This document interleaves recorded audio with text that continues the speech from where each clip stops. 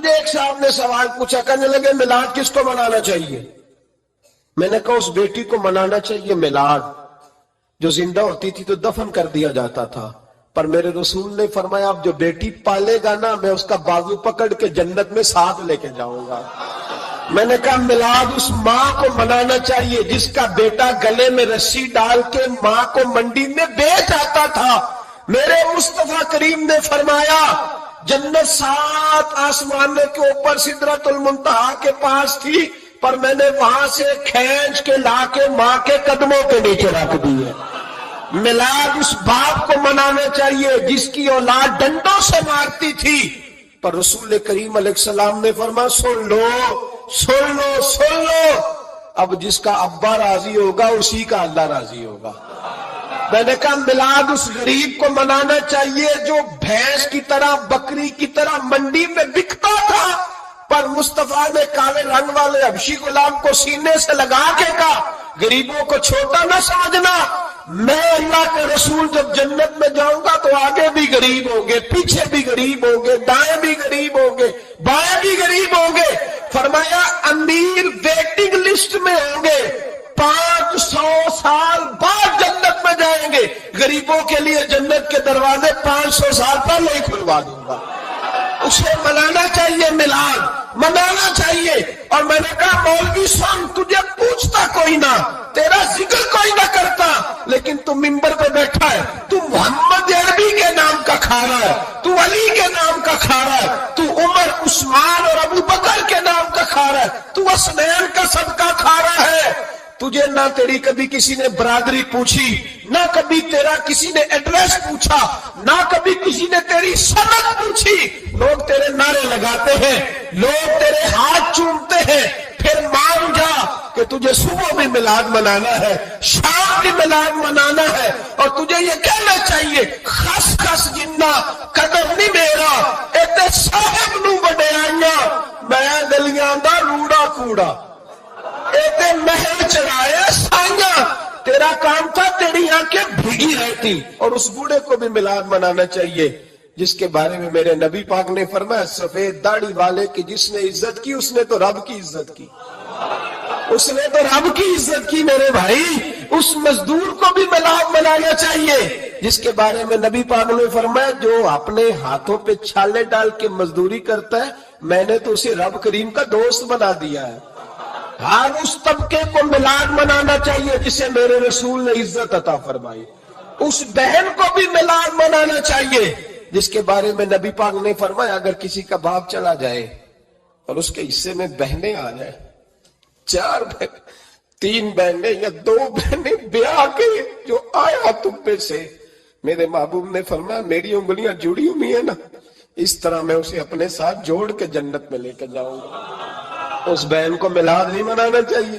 میرے رسول پاک نے فرمایا جس کی بیٹی واپس آ جائے، طلاق ہو گئی یا بیوہ ہو گئی، واپس آ گئی، نام بچ سکی، واپس آ گئی، فرمایا واپس آنے والی بیٹی کی جو باپ خدمت کرے گا، میرے رسول پاک فرماتے ہیں میں قیامت میں اس کا سفارشی بنوں گا۔ تو اس بیوہ کو اور طلاق یافتہ کو میلاد نہیں منانا چاہیے؟ وہ اس رسول کا ذکر نہیں کرے گی جس نے اتنا درجہ دے دیا، اتنا نواز دیا؟ اور تجھے تو صبح و شام میلاد کرنا چاہیے تھا، تجھے تو صبح و شام درود کرنا چاہیے تھا، سلام کے گجرے بھیجنے چاہیے، یا رسول اللہ کہتے تیری زبان جو ہے وہ ہر وقت تر رہنی چاہیے تھی۔ تو بحث کر رہا ہے، تو اس پہ دلیلیں دے رہا ہے، تو اس پر باتیں کر رہا ہے۔ حضرت عمر سے پوچھنا، حضرت عمر سے، جناب اسامہ بن زید رضی اللہ تعالیٰ عنہ حضور کے غلام تھے، نبی پاک ان سے بڑا پیار کرتے تھے۔ ایک جنگ میں پیسے آئے، حضرت عمر فاروق رضی اللہ تعالیٰ عنہ نے 25,000 دیا اپنے بیٹے کو، اسامہ بن زید کو 50,000 دینار دیے۔ بیٹا کہنے لگا ابا جی وہ تو چھوٹے ہیں میں بڑا ہوں، وہ حضور کے زمانے میں بچے تھے میں جہاد کرتا تھا، یہ آپ نے کیا کیا؟ تو حضرت عمر رو پڑے، کہنے لگے بیٹا یہ تیرے باپ کے سر پر جو عزت کے بال ہے یہ مصطفیٰ کے اگائے ہوئے، یہ نبی پاک۔ اسامہ سے نبی پاک کا پیار بڑا تھا، حضور کی محبت بڑی تھی۔ بیٹا اس کے ناک سے ریٹ نکلتی تھی تو رسول پاک اپنے ہاتھوں سے صاف کر دیتے تھے، حضور اس کو گود میں بٹھاتے تھے، میں کیسے بھول جاؤں۔ رسول پاک کے احسانات کیسے؟ حضرت عمر جا رہے تھے تو مکے کے راستے میں ایک تنا آیا، کھجور کا خشک تنا. حضرت عمر نے اس کو بازوؤں میں لے کے رونا شروع کر دیا. عمر کیا ہوا؟ کہنے لگے یہاں تو میں اونٹ چرایا کرتا تھا، یہاں، اور میرا باپ مجھے مارا کرتا تھا. دیکھو آج عمر نعرہ لگاتا ہے تو کیسر و کسرا کہا او بھائی اصلہ نال جے نیکی کریے. ہاں ہاں ہاں ہاں، اصلہ نال جے، اصلہ نال جے نیکی کریے تے وہ نسلہ تاک نہیں بھول دے. ہاں بے اصلہ نال نیکی کریے تے پھول کنڈیاں نال تول دے. اور سن، تیری دنیا بھی حضور کے صدقے بنی اور تیری قبر میں بھی کوئی ساتھ نہیں جائے گا، کوئی ساتھ نہیں جائے گا. قبر میں بھی مصطفیٰ کریم صلی اللہ ہو. اور دیکھنا قبر کے اندر بھی کبھی کوئی گیا ہے؟ قبر میں بھی رسول پاک، قبر میں بھی رسول پاک، قبر میں بھی رسول پاک. میرے استاد فرمایا کرتے تھے بتاؤ جس قبر میں نبی پاک آئیں گے وہاں عذاب کیا ہونا ہے؟ جب حضور ہی آ گئے تو عذاب کیا ہونا ہے؟ نبی پاک تو جدھر سے گزر جائے رب وہ جگہ جنت بنا دیتا ہے. وہاں کیا عذاب ہونا ہے؟ وہاں تو دیدار ہونا ہے. تیری قبر میں بھی نبی پاک. اور حضور نے فرمایا میزان عمل پہ عمل تلیں گے تو پھر بھی میں تمہارے پاس ہوں گا. حضور علیہ السلام نے فرمایا پل صراط سے گزرو گے تو پھر بھی میں تمہارے پاس ہوں گا. اور میرے رسول پاک علیہ السلام نے فرمایا جب تم جنت میں جانے لگو گے تو پھر بھی میں تمہارے. تو بتا تیرے رسول تو ہر وقت تیرے ساتھ ہے، تو کب نبی پاک کے ساتھ ہوتا ہے؟ تو بتا نا، تو کب نبی پاک کے ساتھ؟ میں چھوٹے جلسے کا قائل ہوں، لمبی محفل میں گزارش کرتا ہوں دوستوں سے کہ لمبا جلسہ نہ کرو. لیکن ایک جگہ پہ میں گیا تو ایک بڑے پڑھے لکھے آدمی نے مجھے کہا مولانا ان کو سمجھائیں، آدھی رات تک بٹھائے رہتے ہیں، ان کو سمجھائیں. میں نے کہا میں سمجھاؤں گا پر آپ بھی ذرا اپنا لب و لہجہ تھوڑا دھیما کریں. تو پوری رات نہیں نبی پاک کے لیے جاگا، اور میرے رسول تو ساری حیات تیرے لیے جاگتے رہے. ساری رات محبوب نے، کیا کہتے ہیں بریلی کے امام اعلی حضرت فرماتے ہیں ان کی مہک نے دل کے غنچے کھلا دیے. وہ جس راہ چل دیے ہیں کوچے بسا دیے ہیں، میرے کریم سے گر قطرہ کسی نے مانگا دریا بہا دیے. قرآن مجید کا 15واں سپارہ. اللہ تبارک و تعالی نے آغاز اپنے محبوب کی معراج سے فرمایا. فرمایا سبحان الذی اسری بعبدہ لیلا من المسجد الحرام الی المسجد الاقصی. فرمایا پاک ہے وہ ذات جس نے اپنے بندہ خاص کو سیر کرائی مسجد حرام سے لے کر مسجد اقصی تک. اور مسجد اقصی کون سی؟ الذی بارکنا حولہ، جس کے ارد گرد ہم نے برکتیں رکھی ہیں. لنوریہ من آیاتنا، تاکہ ہم انہیں اپنی نشانیاں دکھائیں. معراج حضور کی سیر کا نام ہے. اللہ نے کہا محبوب آؤ اپنی سلطنت کی سیر کر لو. معراج حضور کی سیر و سیاحت کا نام ہے. بس سیر کرنے گئے تھے محبوب، اور رات کے تھوڑے سے حصے میں. اور مسجد اقصی وہ مسجد جس کے ارد گرد ہم نے برکتیں رکھی. مسجد کے اندر برکتیں ہوتی ہیں کہ ارد گرد ہوتی ہیں؟ الذی بارکنا حولہ، جس کے ارد گرد ہم نے برکتیں رکھی ہیں. تو مفسرین نے فرمایا کہ مسجد اقصی کے ارد گرد انبیاء کے مزارات تھے، تو فرمایا کہ اس کے ارد گرد ہم نے برکتیں رکھی ہیں. جہاں نبی کا وجود ہو وہاں برکت ہوتی ہے، جہاں ولی کا وجود ہو وہاں برکت ہوتی ہے. لنوریہ من آیاتنا، تاکہ ہم انہیں اپنی نشانیاں دکھائیں. واقعہ معراج ظاہر ہے ایک تفصیلی اور ایک بڑا حیرت انگیز اور محبوب کی عظمت اور شانوں والا واقعہ ہے. تو اللہ تبارک و تعالی نے 15ویں پارے کا اور سورہ بنی اسرائیل کا آغاز اسی آیت سے فرمایا. آیت نمبر 4 سے بیان ہوا ہے کہ بنی اسرائیل کو بائبل میں بتا دیا گیا تھا کہ وہ زمین میں 2 مرتبہ فساد اور سرکشی کریں گے. چنانچہ یہ دونوں مواقع آئے اور اللہ نے ان پر جابر بندے مسلط کیے۔ آیت نمبر 11 میں اللہ تعالیٰ نے فرمایا کہ انسان بڑا ہی جلد باز ہے، اسے بڑی جلدی ہے، بڑی جلدی کرتا ہے۔ آیت نمبر 12 میں بتایا کہ ہم نے نظام لیل و نہار کو اپنی قدرت کی دو نشانیوں اور ہم نے دن کو روشن بنایا تاکہ تم اپنے رب کا فضل تلاش کرو اور سالوں کی گنتی اور حساب کو جان لو۔ آیت نمبر 13 سے بتایا کہ ہم نے ہر انسان کا اعمال نامہ اس کے گلے میں لٹکا دیا ہے، یعنی اللہ کی قضاء و قدرت میں جو طے ہے وہ ہو کے رہے گا، اور قیامت کے دن یہ اعمال نامہ ایک کھلی ہوئی کتاب میں صورت میں ہوگا۔ بندے سے کہا جائے گا اپنا اعمال نامہ پڑھو، آج تم خود ہی احتساب کرنے کے لیے کافی ہو۔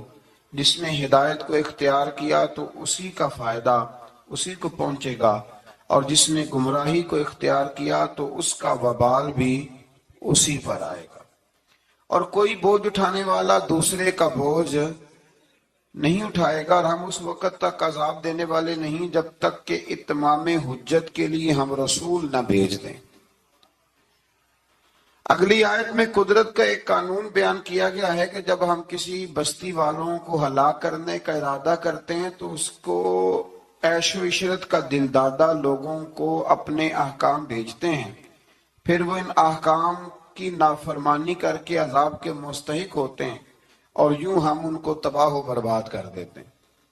پہلے قومیں عیش میں پڑتی پھر تباہ ہوتی۔ اللہ تعالیٰ اپنے محبوب کی غلامی والی زندگی عطا فرمائے۔ اللہ آیت نمبر 18 میں فرمایا کہ جو صرف دنیا کے فائدے کا طلبگار ہو تو ہم اس کو اس دنیا میں جتنا چاہیں دے دیتے ہیں، اور پھر اس کا انجام جہنم ہوتا ہے۔ اللہ فرماتا ہے تو دنیا مانگے گا تو میں دے دوں گا، یہ نہیں کہ ملے گی نہیں، لیکن دنیا ملے گی۔ پھر جنت اللہ سے مانگیں، ربنا آتنا فی الدنیا حسنہ وفی الآخرۃ حسنہ، یا اللہ دنیا بھی اچھی کر کے دے اور آخرت بھی ہمیں اچھی کر کے عطا فرما۔ آیت نمبر 21 میں ایک دوسرے پر دنیا میں فضیلت کا ذکر کرتے ہوئے فرمایا کہ آخرت کے بڑے بڑے درجے ہیں اور ان کی فضیلت بھی بہت بڑی ہے۔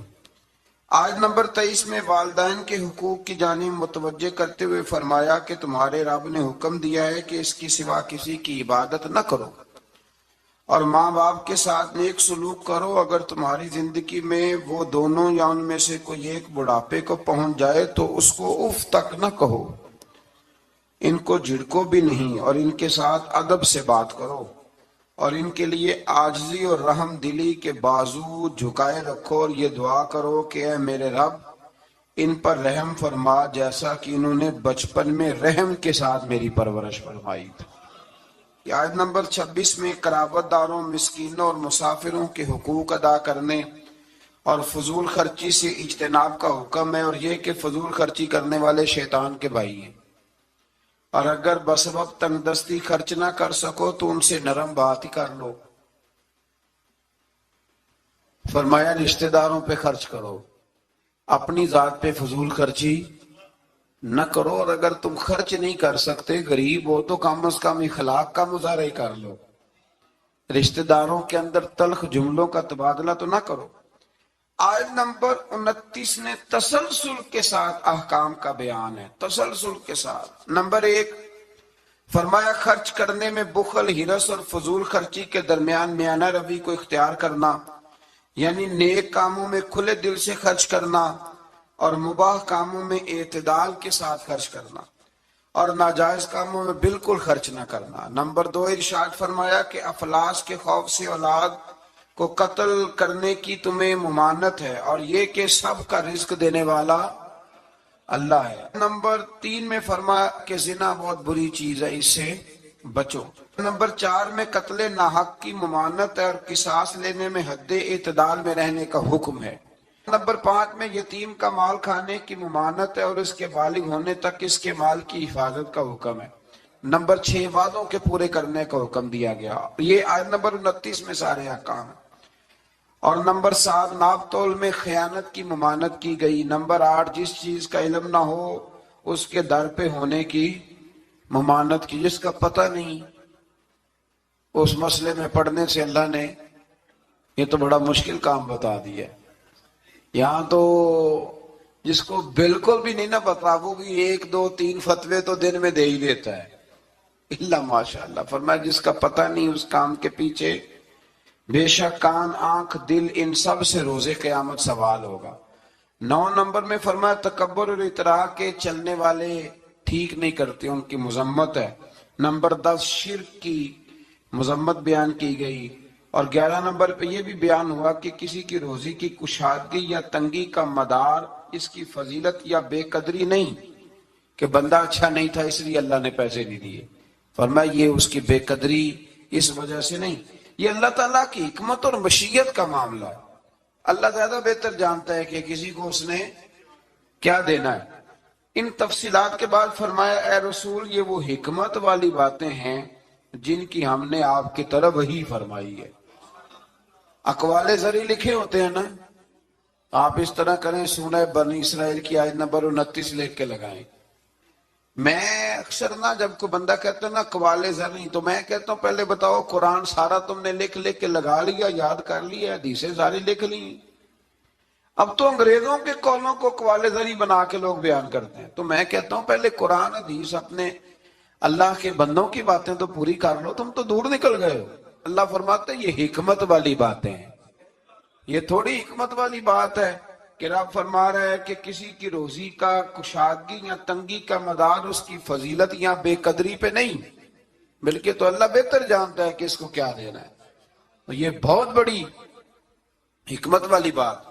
آیت نمبر 40 میں کفار اور مشرکین کی اس خبیث فطرت کو بیان کیا گیا کہ خود تو بیٹوں کی تمنا کرتے ہیں اور اللہ کی طرف بیٹیوں کی نسبت کر کے کہتے ہیں کہ فرشتے معاذ اللہ اللہ کی بیٹی ہیں۔ آیت نمبر 44 سے بیان ہوا کہ 7 آسمان اور زمینیں اور جو بھی ان میں ہے اپنے اپنے انداز میں اللہ کی تسبیح کر رہے ہیں، ہر چیز اللہ کی حمد کے ساتھ اس کی تسبیح کر رہی ہے، لیکن تم ان کی تسبیح کو سن نہیں سکتے۔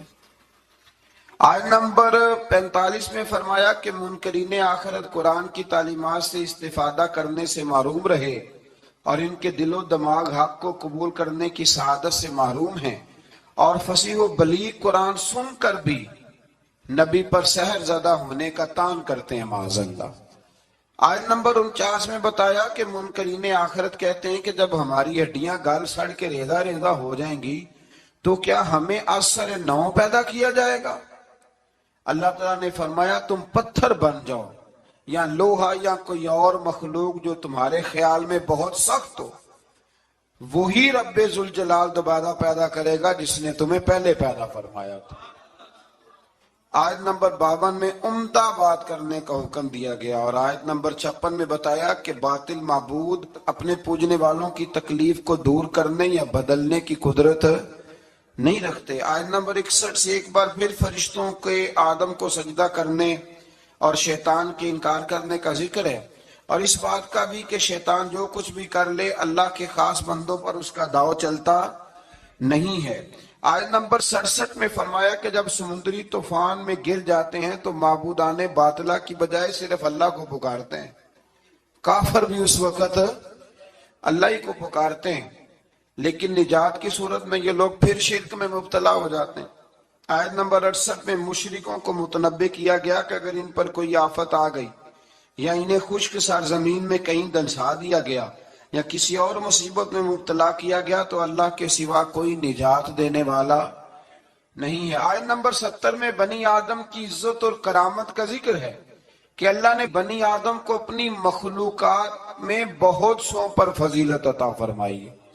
آیت نمبر 71 میں انسانوں کو اپنے پیشواؤں کے ساتھ بلائے جانے، دائیں بائیں اعمال نامے لینے والوں کو کامیابی کا بیان ہے، اور جو دنیا میں حق سے اندھا ہے وہ آخرت میں بھی اندھا ہے۔ قیامت میں اس کا کوئی پیشوا ہوگا اسی کے ساتھ ہی بلایا جائے گا نا، جو ساری زندگی کہتا رہے میں مانتا ہی نہیں کسی کو، کوئی امام نہیں، کوئی تقلید نہیں، کوئی شے نہیں، تو وہ کدھر جائے گا؟